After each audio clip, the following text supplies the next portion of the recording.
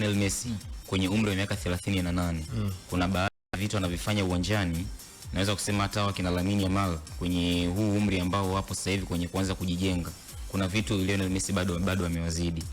Yes, kwanza umakini kwenye kufunga magoli, alafu jana wakati namsikiliza Gamondi, lakini namna ambavyo Lionel Messi amekuwa na operate, eneo zuri zaidi la Lionel Messi kuvuruga mchezo si akiwa kwenye eneo la juu zaidi.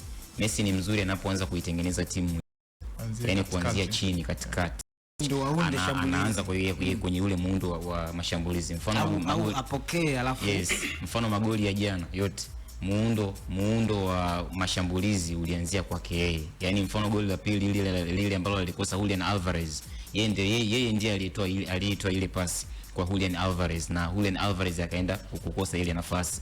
Lakini goli la kwanza pia, ile pasi ambayo aliipiga kwanza, ile pasi alianza kutoka na mpira katikati, kwa sababu ule ujenzi wa mashambulizi ulianzia kule chini. Akapiga pasi moja, akarudishiwa, and then akaipiga pasi kule, akampigia pasi huyu dogo Thiago Almada.